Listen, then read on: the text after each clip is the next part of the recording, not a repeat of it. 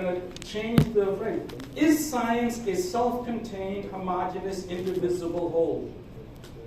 Is that the case? Is science a homogeneous, indivisible, self-contained whole? Or is science composed of different elements? Can we see that atomistic thinking? How difficult it is for us to acknowledge that science is not a self-contained, homogeneous whole. It is composed of different elements which are opposed to each other. The analytical and the empirical, every student of philosophy knows these are two opposed to each other. Not only is it composed of different elements, it is composed of elements which oppose each other. Does science contain non-scientific, i.e., artistic, imaginative, intuitive elements? The answer is yes. Like self-evident answer. I will end with this. Charles Peirce, in Notes on Scientific Philosophy, quote, "The special sciences are obliged to take for granted a number of most important propositions because their ways of working afford no means of bringing these propositions to test." Name a science, physics, biology, chemistry, sociology, economics, name a science, it doesn't matter. Each of these sciences is based on assumptions and presuppositions which that science is unqualified to test. Then you take all of the sciences together, all of them, it doesn't matter. Still, they're underpinned by, all of science with a capital S, is underpinned by presuppositions and assumptions which science is unqualified to test.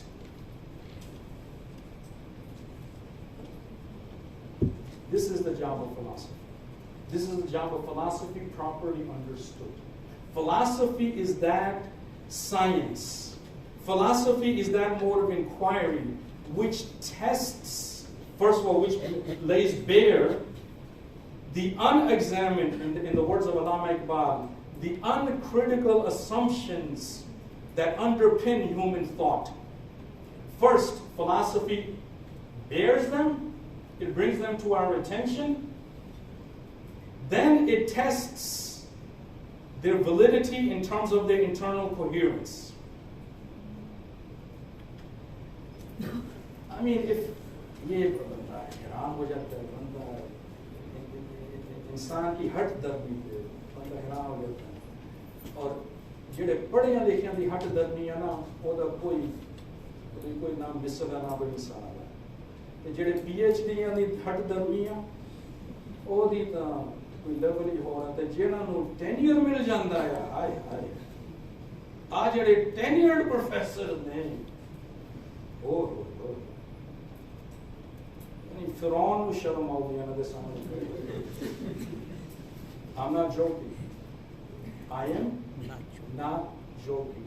ये वो लोग हैं जिनके सामने अबू जहल और फिरौन शर्मिंदा होंगे। उनमें इतना तकब्बुर नहीं था,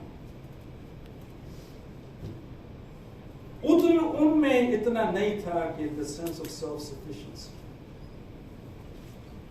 जो आजकल के tenured university professors में आपको मिलेंगे। I know I'm being recorded. I have no problem because I'm stating facts. That's your problem if you have a problem with inconvenient facts.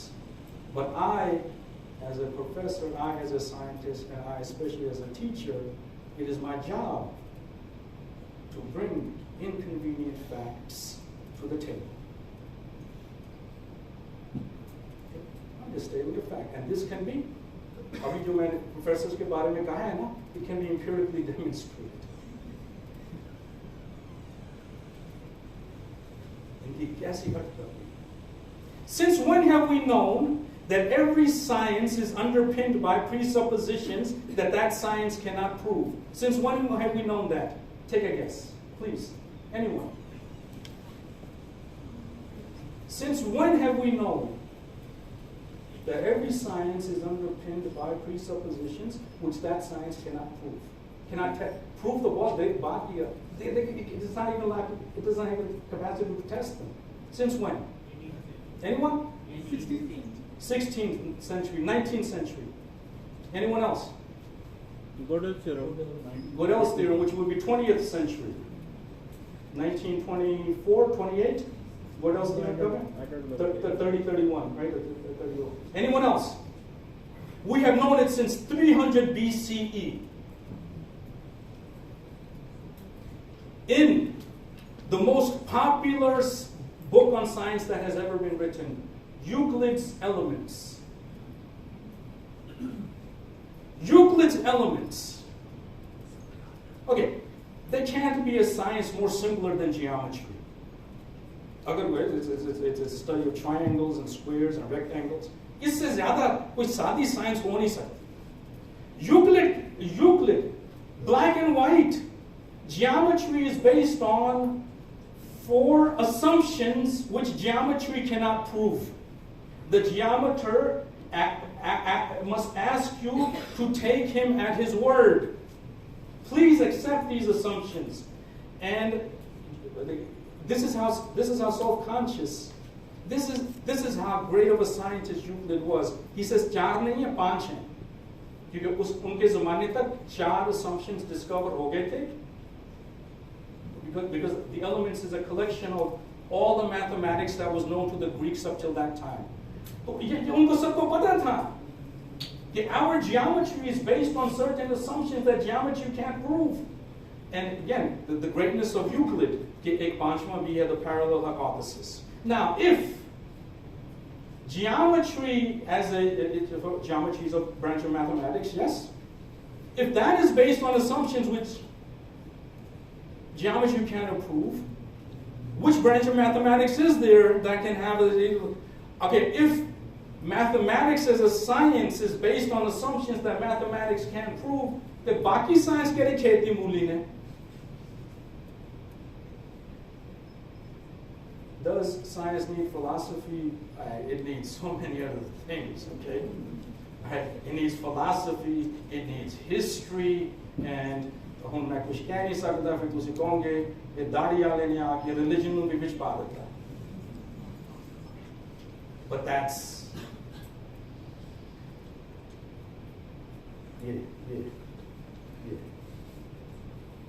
ये मोहताज है, साइंस मोहताज है, और जब वो अपनी मोहताजी का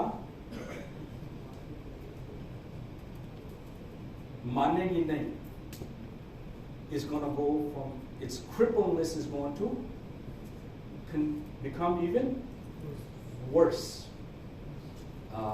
So between the Weberian no and the Persian yes, we can see how Holton hopes us to see that yes, in order to maintain its unique character, science is not art, it is not philosophy, it is not religion, it is not all of these other things, it is something unique.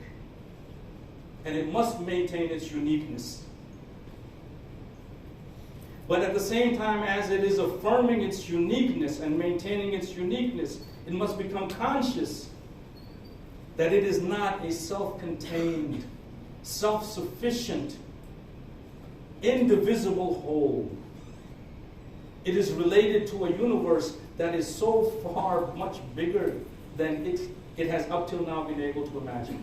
Thank you very much for your attention, and I hope I said something intelligent. And I think I definitely went over time, but मैं क्या छोड़ता, क्या अंदर लाता.